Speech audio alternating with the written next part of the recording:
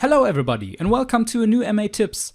This time I would like to show you how to use a very simple macro to create some symmetrical phasors.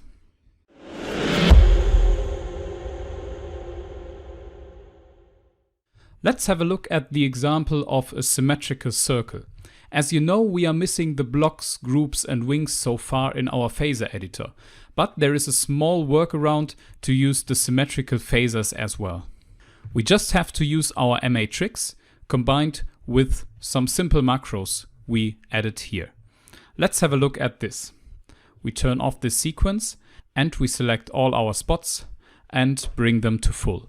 What I want to do here, I want to create an absolute symmetrical circle. You can do it relative as well. This time we do it absolute. So in our phasor editor, we add two absolute points, like this for example. We select both of the steps and we use our move handles tool to create a very simple circle.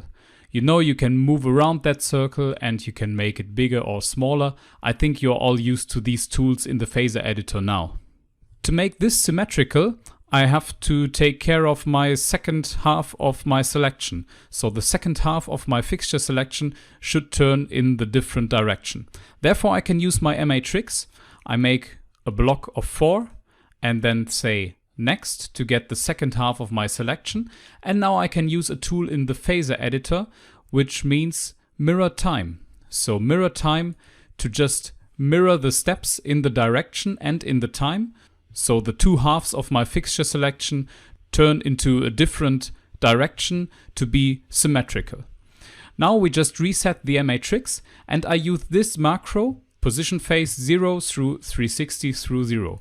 And you can see I created my symmetrical circle. What I can do now, of course, is to adjust the speed a little bit. We make it a little bit slower so it gets a little bit nicer.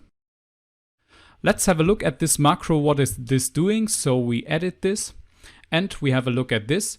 First of all, it selects the filter number 3, which is my position filter. Then we simply set the phase 0 through 360 through 0. This phase takes care of the symmetrical movement afterwards. And after that, when we are ready with a little bit of wait time, we use the filter 1 again, so our all filter. That's everything what this macro does.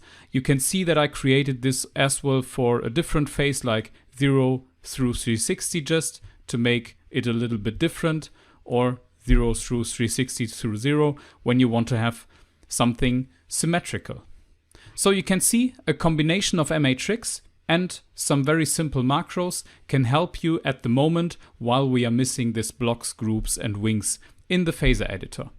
I hope this was helpful for you. Try this out, stay tuned and see you next time for the MA Tips.